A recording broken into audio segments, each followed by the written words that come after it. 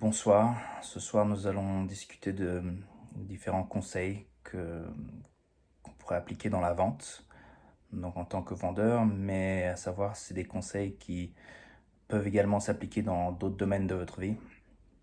Euh, Sitôt que on doit persuader quelqu'un de quelque chose, finalement on utilise les mêmes techniques que dans la vente. Donc ça peut s'appliquer pour plus ou moins n'importe quelle situation dans ta vie, sitôt que tu dois convaincre quelqu'un de quelque chose. Donc voilà, que tu sois vendeur ou que tu travailles dans d'autres domaines, ce sont des conseils qui peuvent s'appliquer à toi également.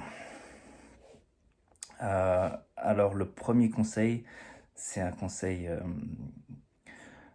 qui peut paraître évident, mais voilà, ça ne l'est pas toujours.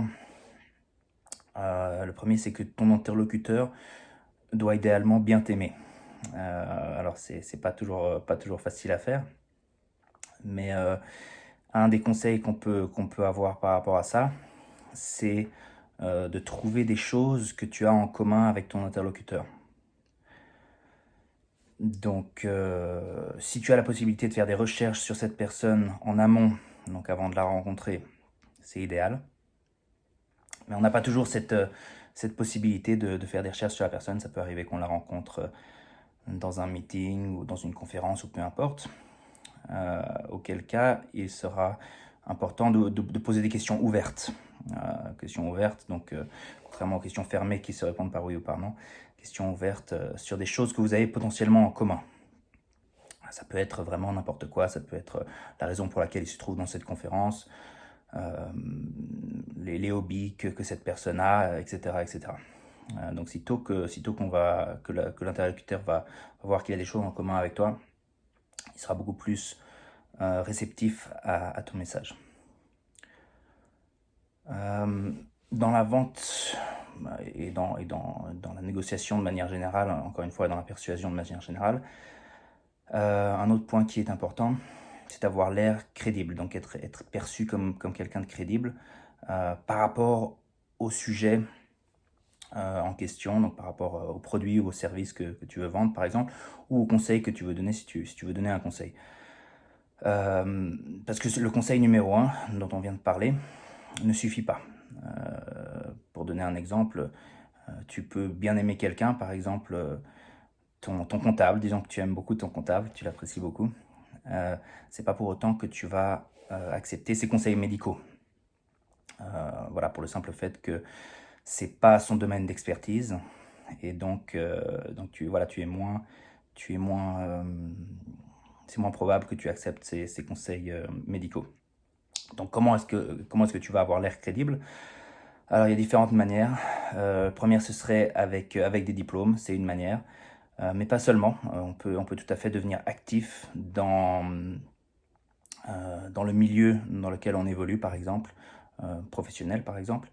Donc devenir actif dans le milieu, s'engager dans des associations en lien avec ton domaine d'activité, etc. etc. Et après, le fait que tu aies des diplômes, que tu sois engagé dans la profession, etc., il serait idéal que les gens le sachent. Donc c'est délicat de le faire savoir sans que les gens perçoivent ça comme de la frime. Par exemple, si tu as un MBA et puis que tu te présentes, quand tu parles aux gens, tu dis, bon, je m'appelle Jean-Jacques, j'ai un MBA, ça va pas trop le faire, les gens ils vont voir ça comme de la frime et ça va mal passer. Donc voilà, le faire savoir aux gens sans forcément qu'ils le perçoivent comme de la frime. Un exemple, ce serait d'intégrer ça dans ta communication, par exemple en bas de ton email, tu peux mettre ton nom, voilà, Jean-Jacques Ducommun, virgule MBA, par exemple, pour faire savoir à ton interlocuteur. Euh, après, le troisième conseil, euh, ce serait de ne pas forcément abandonner quand quelqu'un vous dit non. Et peut-être tu as déjà entendu la phrase, donc ouvrez les guillemets, on n'a pas de deuxième chance de faire une bonne impression. Alors c'est vrai, on n'a pas une deuxième chance de faire une première bonne impression, mais on peut changer la perception que notre interlocuteur a de nous. Et pour ça, il faut faire une chose assez contre-intuitive, c'est-à-dire passer plus de temps avec cette personne. Donc, quand on fait une mauvaise première impression, on a tendance intuitivement à se dire, bon, je vais m'éloigner un peu de cette personne, je vais prendre mes distances. Mais voilà, à contrario, il faudrait faire le contraire, passer plus de temps avec cette personne et puis compenser ces erreurs qu'on a fait lors de la première rencontre si on a fait des erreurs. Le quatrième point serait, lorsqu'on fait de la vente ou quand on veut, même si vous voulez convaincre quelqu'un dans votre organisation ou dans une autre organisation de quelque chose, il faudrait identifier les gens qui prennent la décision. Donc ça peut être très clair sur l'organigramme. Après, parfois, selon l'ancienneté ou quoi, il peut s'avérer que ce soit des personnes autres qui prennent les décisions. Donc comprendre qui prend les décisions. Si votre interlocuteur vous dit oui sur le moment, peut-être que ce n'est pas le décisionnaire final, peut-être qu'il va devoir convaincre son supérieur hiérarchique ou sa supérieure hiérarchique par la suite. Donc comprendre ça et potentiellement lui faciliter la tâche en se mettant à sa place. Donc peut-être que vos arguments ne seront pas tout à fait les mêmes en essayant de convaincre votre interlocuteur que les arguments que votre interlocuteur va devoir avoir avec son ou sa supérieure hiérarchique. Le cinquième point, c'est que, ça rejoint un peu le troisième point, mais c'est que vous allez potentiellement recevoir des non, des refus, car les gens, intuitivement ou de manière très, très primaire, ont tendance à dire non parce qu'ils perçoivent le statu quo étant moins risqué que le changement. Et c'est pour ça que la gestion du changement est si difficile, c'est pour ça qu'il y a beaucoup d'organisations qui ont du mal à changer, c'est que les gens perçoivent un risque élevé à potentiellement changer le statu quo. Donc en tant que vendeur ou en tant que personne qui veut persuader votre interlocuteur, c'est ton devoir de lui faire comprendre qu'il y a plus de risques en fait à garder le statu quo que les risques qu'il y a en faisant ce changement quel qu'il soit. Donc changer un peu la perception du risque. Le sixième point, c'est en lien avec la mémoire, qui est la clé. Donc la décision ne se fera pas forcément sur le coup, sur le moment. Il est possible que la décision se fasse un petit peu plus tard, la semaine d'après ou le jour d'après.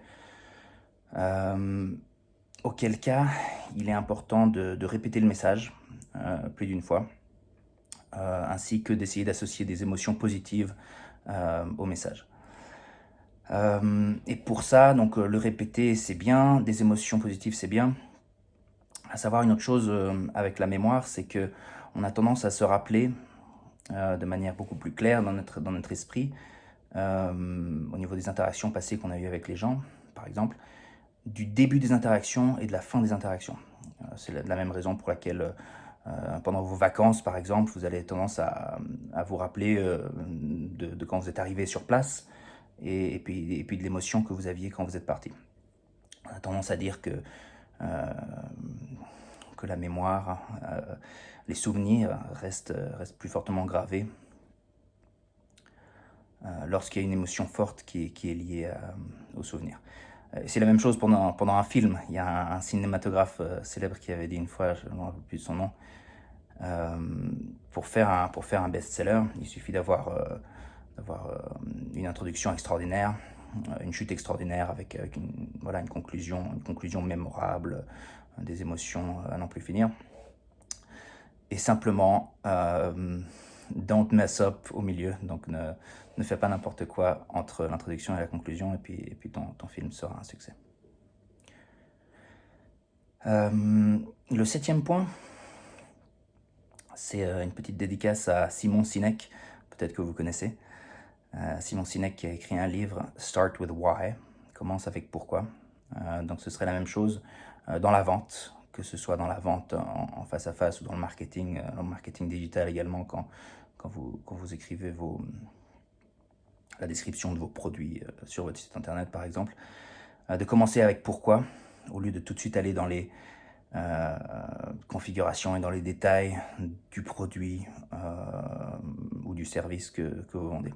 Parce que les gens ont tendance à acheter non pas les spécifications de votre produit ou de votre service, mais ils ont tendance à acheter pourquoi est-ce que tu fais, pourquoi est-ce que ton organisation fait ce qu'elle fait.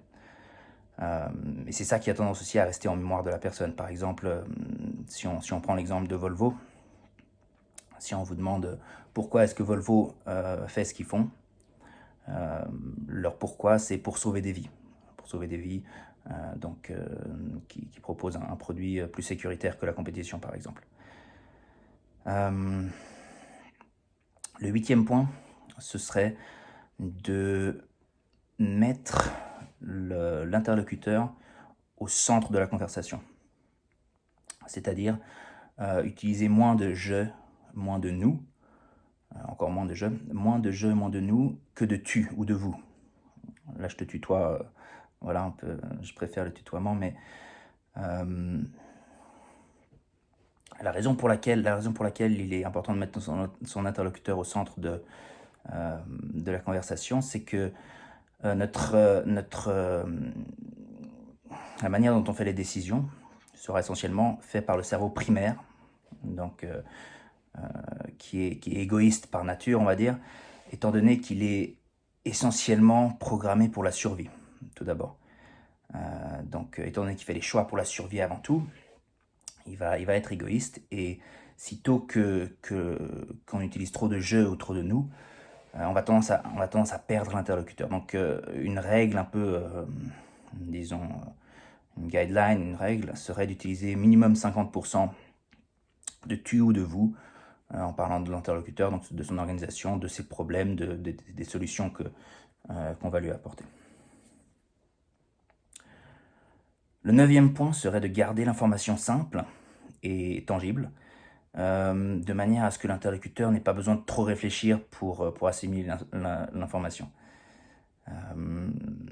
Ça peut paraître un peu réducteur, mais il faut se rappeler, encore une fois, que la majorité du temps, c'est le cerveau primaire qui va prendre les décisions et non pas le cerveau rationnel. Et donc, quelqu'un qui représente assez bien le cerveau primaire, en termes de décision, ça va être un enfant de 4-5 ans à peu près. Donc, de garder l'information suffisamment simple pour que, techniquement, un enfant de 4 ou 5 ans puisse comprendre l'information. Et le 10e point, qui est parfois difficile, surtout pour les gens qui sont jeunes, qui commencent dans leur carrière de vendeur, ou voilà, peu importe quelle soit la carrière que vous ayez choisie, c'est d'être soi-même. D'être authentique, le plus possible, à 100%. Voilà, de montrer le meilleur de soi-même, bien évidemment, mais d'être soi-même. Et puis, voilà, si on vous apprécie pas, si on t'apprécie pas, eh bien tant pis pour eux, dans le sens que, dans l'idéal, tu veux faire du business avec des gens qui t'apprécient pour qui tu es. Et s'ils n'apprécient pas la personne que tu es, peut-être t'as pas envie de faire du business avec eux. Voilà. J'espère que vous avez apprécié. À la prochaine.